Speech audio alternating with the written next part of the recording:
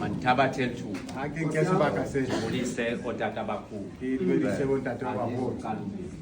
Akekereka Sekawe. Sakireke. No mama baku. De bombe babo. Babulisa ngele nkosika.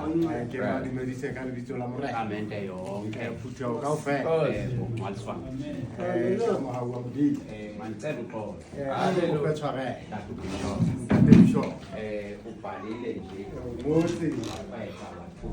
Amayisa. Ngokusi yakho. Usithume khona. Moro rumente. Kodwa sifuna ukukhipha. Ba Insingiselo yalo nqamle. Taba ya sefapano. Abantu abaphansi kwalo nqamle. Ho te batho ba ka tlasa sefapano se. Kanye. Sanje. Ndizawukhawuleza. Hallelujah. Ke Luka 23 verse 43. Verse 43. Uthi uYesu Ore Jesu ine ka nete dithi ku ke re holo kwanamhlanje tsatsile uyafanam o tla ba le nna paradise ndizawukhawuleza ke tla potla kodwa vuma tata Bishop dumela ntate Bishop siye re apho kanye uvele khona ithoba hallelujah namaniti uYesu Jesu uphume Getsemane utswa Getsemane uthi xa ore ha ephuma ayetso ufika amajuba masona athi xa efika amajuba masona ha afika kuye ehamba noJuda abatsamaya uthi yini na uba nize kum ngathi nizoba kodwa apha kukho uPetro uthi uYesu xa ekhupha athi xa eqabela indlela ayisilo le krele sele krele la mankomo khawulwa indlela kodwa uthe enkundleni yamatyala athi uPilato emveni koba ekhutshwe ngesangwe lengelo leyo kuthiwa yidololosa athi uPilato nako umntu wenu elo xesha wahamba uYesu kodwa kukho into eyodwa apha endleleni athi xa ehamba wasindwa ngumnqamlezo wakhe kanti ngelo xesha uSimoni nolapha yokubulela uThixo uSimoni ngowasekileyo kodwa uthi xa ehamba uthi xa isindwa ngulo mnqamlezo emalukuwa uthi uYesu nyathela apho ndinyathela khona ukuze ungevuki rhamente yokubulela uThixo phambi koba sifike kulo mnqamlezo ukale kwenzeka loo rhamente yokubulela uThixo kodwa uthi xa ehamba exesha phezu komnqamlezo uYesu vumani rhamente siye kanye apho fanele uba siya khona kodwa ngoku ithi le ncwadi uYesu ubethelelwa nezihlangu ezibini kodwa uYesu wayengenzanga nto yena ngoba eyona nkathazo yena bemisa uThixo kunjalo nje bona bekhonza uKhesare kodwa eyona nkathazo bafuna into yoba ngoku uYesu ajike akhonze uKhesare abakhonza yena ngoku yajika le nto yahamba ngolo hlobo into yoba makabethelelwe uYesu emnqamlezweni. Rhamente yokubulela uThixo kwenzeka loo mnqamlezo kaYesu.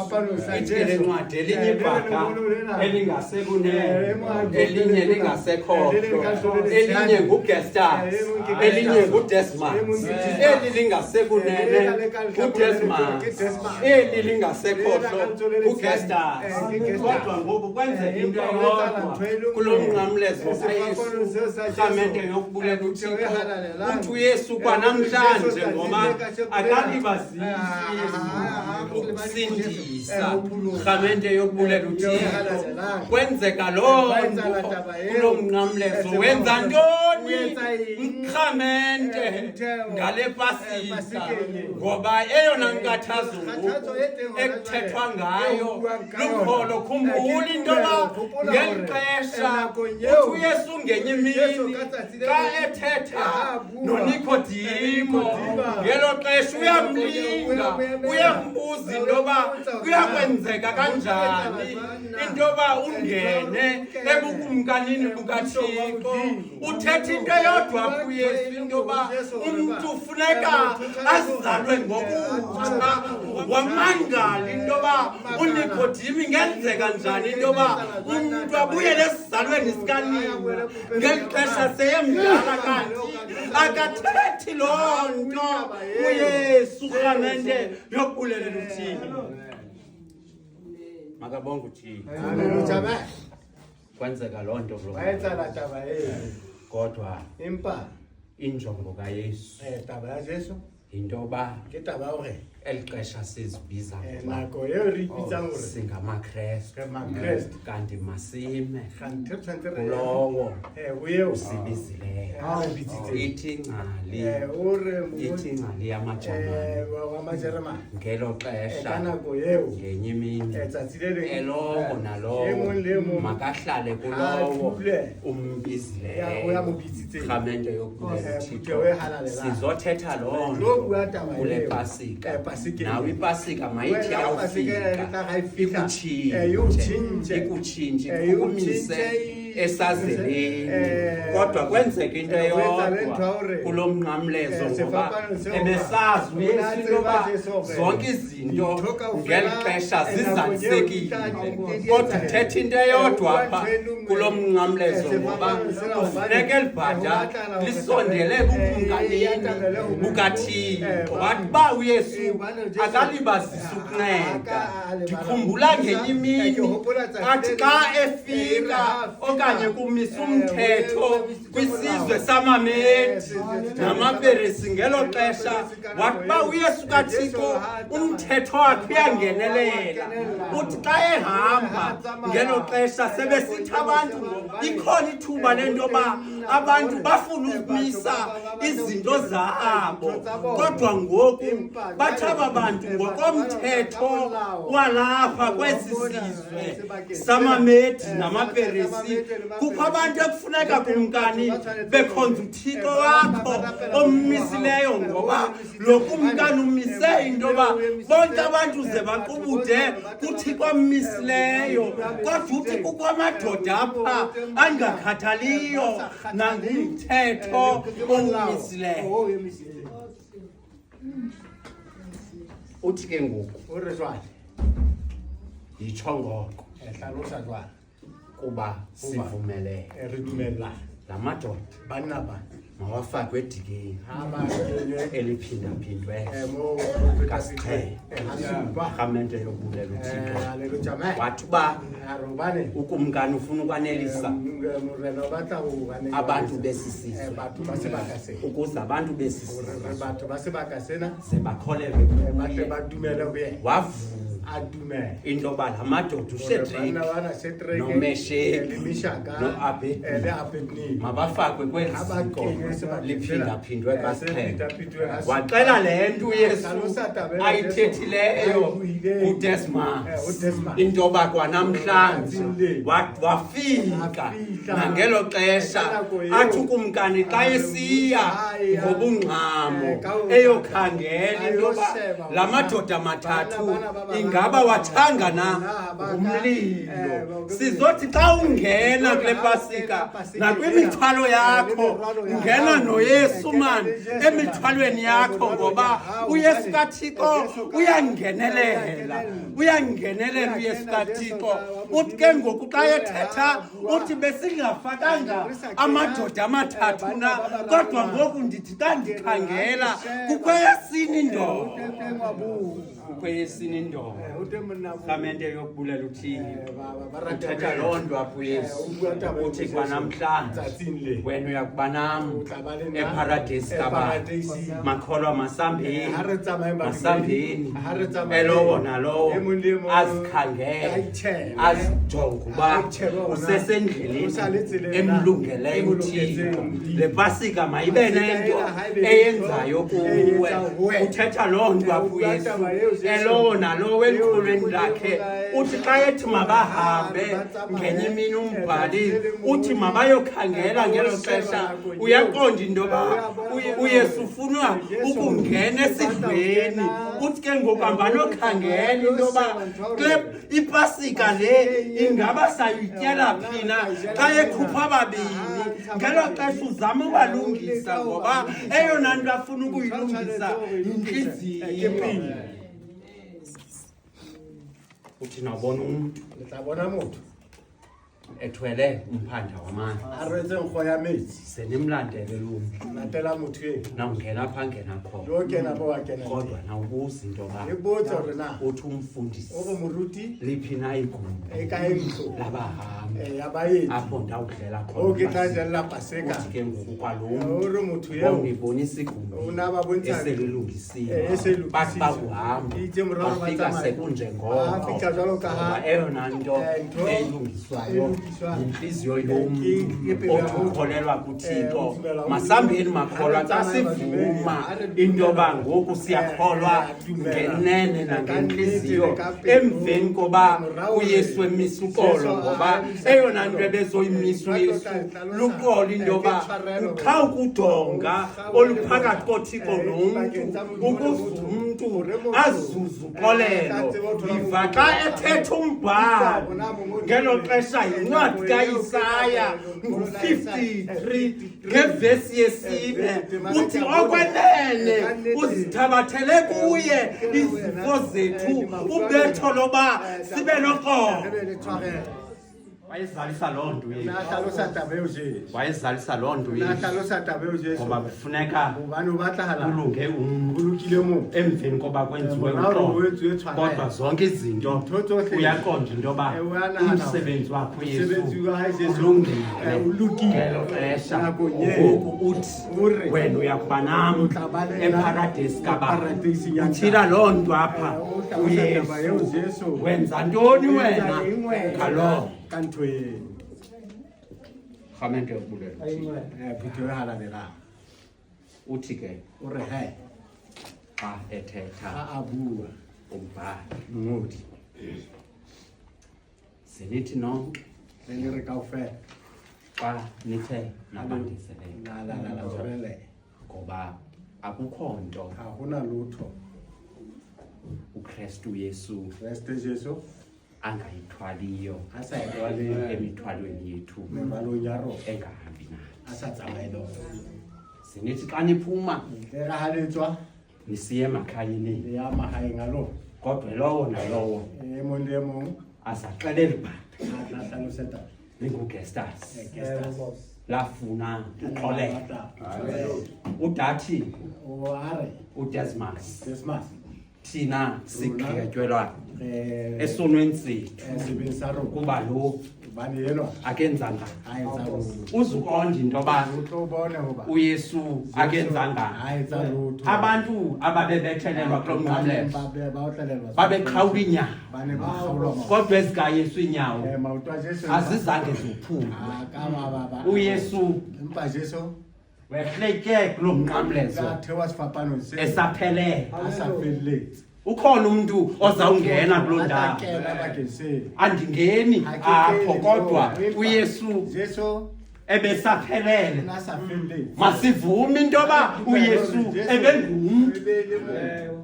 kunjawunje uYesu ebengumuntu ofana nathi ngoba bekufuneka kuzaliseke imishini ebeyizele kodwa kwakholeka ebantwini ukuba lento ize yenzeke kakade uYesu ebezofela thina ebezele into yoba azafe awufika xa sezuza thina usindiso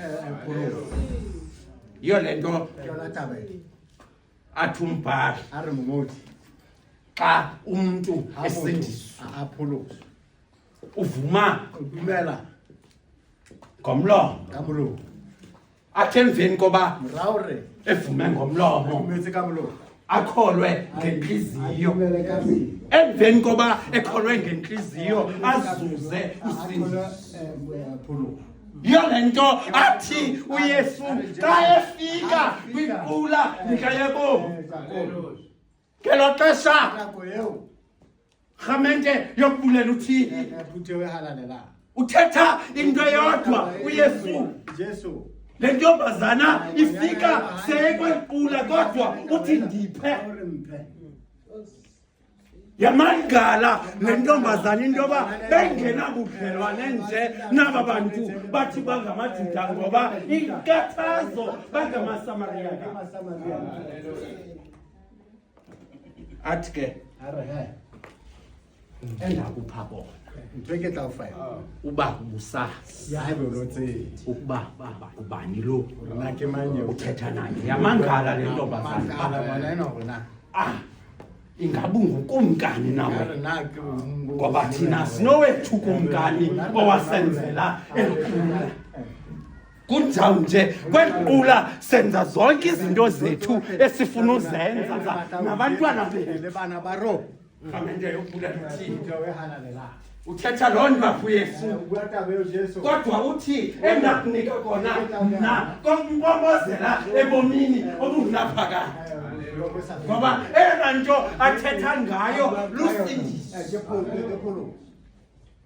kwanamhlanje uyakuba nam eparadesi paradising ya ntate ndizawuniyeka ngoku ndifuna ukusabhnitha ufika ke tla tisadi xa ndiphambi kwale nkuni ka pela lekgotla benthe uyasikolela kodwa ndithi ba mhlawumbi ngoku ndingathi ndiphambi kwejaji umrhwembe ePretoria xa ndime phambi kwenu kodwa ndinezinto endifuna into yoba xa siphantsi kwalo mnqamlezo kaYesu siphume siziqonda kakuhle into yoba kufanele uba ihambo le siyihambe kanjani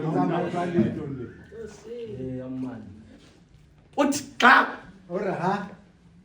ethetha uthi ndithi kuwe inene kwanamhlanje wena uyakuba nam eparadesi kabasi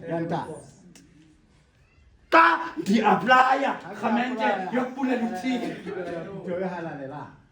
ngoba uthetha into eyodwa apho uYesu kuze umntu emveni koba ezuze usindiso azahambe apha endleleni elungele uthini bakhona abantu apha endleleni bathi xa behamba nangexesha sewusithi ukholiwe kanti usamane ukuthi angenziwa njalo bakhona abantu abanjalo omnyathi not kum omnyathi mna ndakubonisa kodwa uYesu uthi xa ethetha xa siphuma apha kule pasika elowo nalowo uthi xa esithi mna kwanamhlanje uyakuba nam eparadesi kama bezokwenza mos uqondo uYesu tshwarelo nje phakathi komntu mahareng a motho nothini le modimo uba bekukho udonga ubani unonale le poto oluthintela umntu le thetsa motho nothini la gwanya motho le modimo umntu ebelinqe motho ene le Ake ngambi ke ngasutha ka. Kapela mdi. Kodwa ngoku kwenziwa Empa wethu ya tshwarela. luthe emveni ngoba Moraore lenziwe uletswe. uthi ke ngoku Ore he. umbhali apho Mo ndiyakhona mo ke ante. xa ndizawuyeka Ka ke tla letlwe. bonani uthando Bona lerato olungaka elele kaka. asenzele lona A re tseditseng lo. olokokuba La sibizwe ngokuba bitswe ka hore thina rona singabantwana bakaThixo re bana ba modimo. ngoba eyona nto ebeyilungisa uThixo Lokisa modimo yintliziyo yomntu ke pelo ya mo. ngoba uze Ubani utlile uyesu kaThixo Jesu enoxolo ela tshwarela. kodwa esazi into yoba Etse ba hore ngoku bazawuthi emveni koba ka o batla ka abantu ba belivile ilizwi batho ba utlwele nzwi. yiyo le nto athi Yona xa tabene re ha edlula a feta abonakale abonakale imfana se ibhomboza se weleza ithi xa ibhomboloza ga ha se weleza bakuba kukho abantu abathi teng batho ba re xa uhamba apha ha o endleleni tsamaya mona tseleng bathi ba uyangcola uya o etsa kodwa kwakona liya liqiniseka imfana isithi yesu Jesu nyana kadavide morata fita ndenzela inceba utlwele bohloko ithi le ncwadi wema uyesu ngoba Jesu ka ubane uyesu kathixo uyasabela uyarabela wathi ufuna ukuba ndikwenzele o ntoni etsetse ina uthi ke lo mbhali ore mongodi elwa athi le mfama sefofu xa ithe ha se bua ithi inkosi okokuba ndibuye ndibone uthi uthi uyesu buya ubone ngoba ukholo lwakho lukusindisile eyona nto esime ngayo xa sime apha elowo nalowo sikholwa kuthixo osindisayo kunjalo nje asivumanga inkonzo yase-TVC kodwa eyona nto esiyivumileyo nguthixo onamandla onke uthixo osindisayo uthixo oluncedo kodwa sihamba ngedoctrine yasecaweni ekumele sihambe ngayo kodwa elowo nalowo xa sizawuphuma makazikhangele kwanamhlanje uyakuba nam eparadisi kabani uyesu kristu Jesu Kristo amen